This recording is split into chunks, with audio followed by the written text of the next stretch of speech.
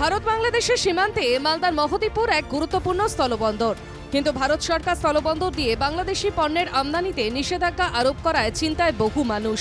তারা তাদের রুজি রুটি হারানোর আশঙ্কায়।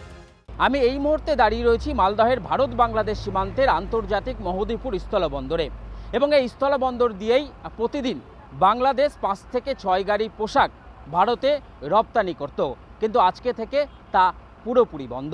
মহদীপুর দিয়ে আমাদের বন্ধ, মহদীপুর সহ অল বাংলাদেশের সঙ্গে যে উত্তরবঙ্গের সব বর্ডার দিয়েই রেডিমেড গার্মেন্টসটা বন্ধ করে দেওয়া হয়েছে। মহদীপুর সীমান্ত দিয়ে রেডিমেড গার্মেন্টসে বন্ধ। আপনাদের মাধ্যমে বা স্থানীয় লোকদের মাধ্যমে যেটা জানতে পারছি যে এখানে নতুন করে আর কোনো পোশাক আমদানি করবে না সম্ভবত ইন্ডিয়ান সরকার, এটা মোটামুটি আমরা লোকালি জানতে পেরেছি। মহদীপুর স্থলবন্দরে প্রায় 300 জন স্থানীয় শ্রমিক বাংলাদেশ থেকে আসা পণ্য লোডিং আনলোডিং এর কাজ করেন। বাংলাদেশ গাড়ি থেকে ইন্ডিয়ান গাড়িতে লোড করতাম, লোড আনলোড। তাহলে কি এখন আপনার সমস্যা? হ্যাঁ, সমস্যা, প্রচুর সমস্যা। মানে লোড আনলোড না হলে তো আমাদের সংসার চলবে না।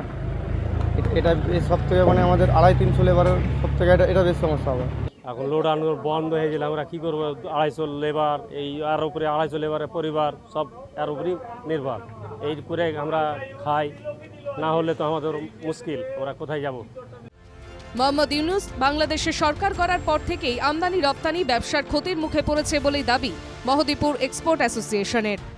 ইউনিস সরকার, বাংলাদেশে ইউনিস সরকার যবে থেকে এসেছে তবে থেকে আমাদের এক্সপোর্ট ইম্পোর্ট দুটোরই ক্ষতি হয়েছে। কারণ বাংলাদেশে প্রচণ্ড হারে ট্যাক্স বাড়িয়ে দিয়েছে।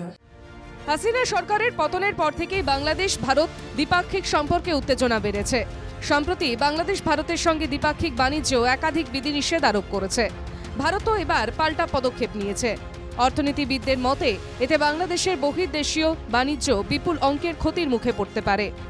মালদা থেকে সুমিত ঘোষের রিপোর্ট, NKTV বাংলা।